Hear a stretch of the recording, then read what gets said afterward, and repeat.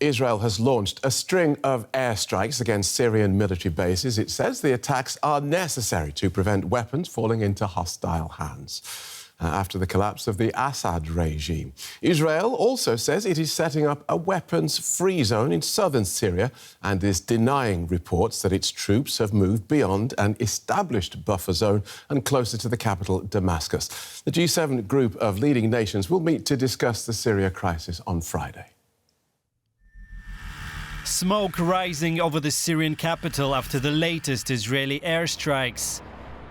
Dozens of them hit military targets across the country, according to Syrian media reports. They included airfields, ammunition depots and a facility linked to the production of chemical weapons. Israel says it's acting to stop arms from getting into the hands of extremist forces.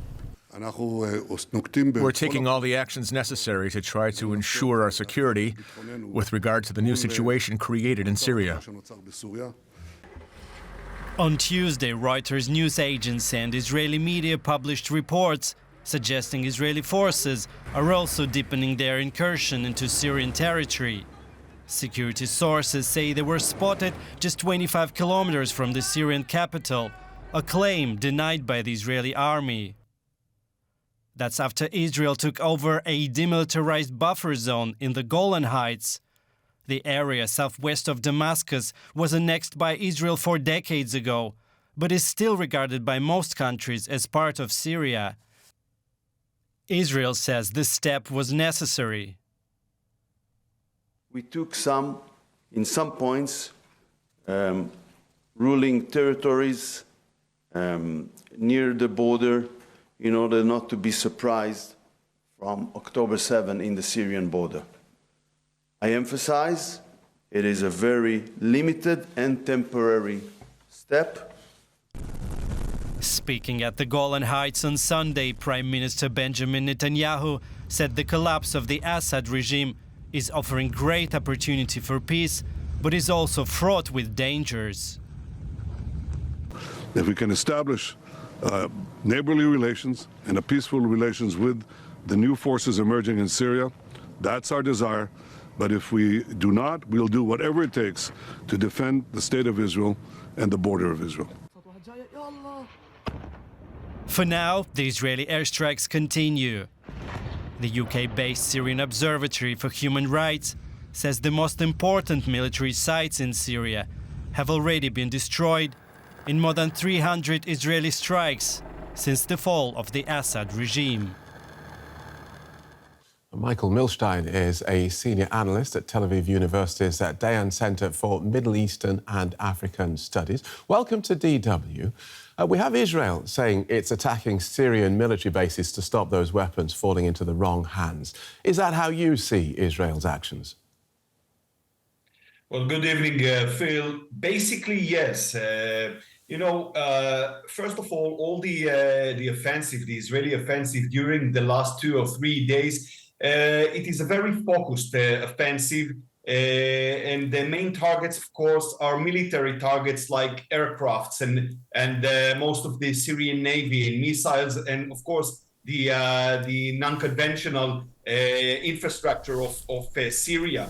And I think, Phil, I assess that this is a favor. This is actually a very good, a positive move, not only for Israel but actually for the whole world, because we learned from the lessons of Libya and of Iraq that after the collapse of such a regimes, it is very a negative situation if several organizations, mainly radical one, take control over advanced and lethal weapon. And I think that right now it is better not only, as I mentioned, for Israel, but actually for the rest of the world, that Syria, which is in a very deep chaos, will be clean of more sophisticated weapons.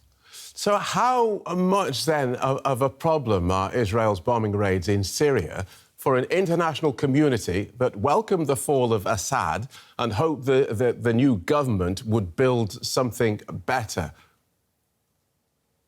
Yeah, when we analyze, Phil, the strategic balance of the last dramatic week regarding Syria from Israeli point of view, no doubt that the collapse of Assad regime is an achievement from Israel point of view, because Assad was a very important break in the wall of the resistance camp of Iran. And no doubt that right now Iran's impact is much more limited, and of course the capacity of Tehran to assist Hezbollah is more limited. But on the other hand, and at the same time, we must remember that the collapse of Assad regime actually creates a lot of question marks and even threats in the Middle East, and of course those who affect Israel. We speak about. Can I just interrupt you there, because I take the points that you've made, but I was more interested in this idea that the international community is sitting there saying, "OK, Assad is gone. That's a good thing.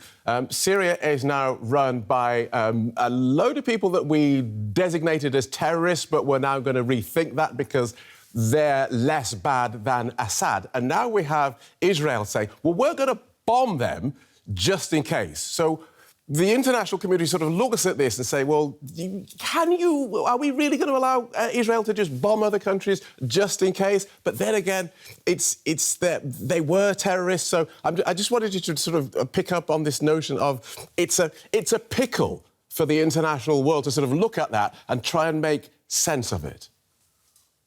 Well, you mentioned, Phil, that the basic assessment is that the people who control right now Damascus, they were terrorists. And I must say that I have a big question mark about it, because we don't really know. We saw it is actually an organization affiliated with ISIS. I mean, the organization led by Abu Muhammad al-Julani. And, Israel cannot take any risk. I can understand all the opinions from the international community, but, I'm not sure that we are after the big crisis or the big chaos in Syria. I really believe that we are on the path of a new era, and maybe even more problematic era in Syria. And once again, we cannot take any risks, not a risk regarding the non-conventional weapon inside Syria, and not threats regarding the narrow strips or the territory nearby the Israeli border. And that's why again, forgive me for interrupting you, but time is very tight. But you say that you think that we are perhaps on the verge of a problematic period for Syria. If you could outline that very briefly for us, I'd be grateful. Yeah. Well, Phil, I don't want to promote a lecture about the history of Syria, but it's obvious that right now we cannot speak really about leadership, one united leadership in Syria. There are a lot of communities, a lot of organizations. Some of them are really rival to each other.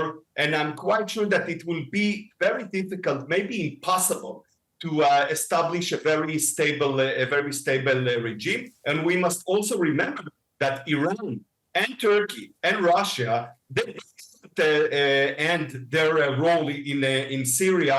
And I really assess that the next period in Syria will not be stable. Right. It will be actually the beginning of a new period. I really hope that, I'm wrong, but it seems that the basic DNA of the players in Syria, it's not really reflect any positive developments in Syria. OK, thank you for that fascinating analysis. Michael Milshtein from Tel-Aviv University. Thank you so much. Thank you, Phil. Let's get more on this now from Ehud Yaari. He's an Israeli journalist and political commentator specializing in Middle Eastern affairs. Thanks for being with us. Ehud, what do you make of Israel's military operations inside Syria? Is it clear what Israel's objectives are there? Israel is doing now three things in Syria. Number one, securing the border of the Golan Heights with Syria. The Syrian army has evaporated. So the separation of forces agreement is no longer in force.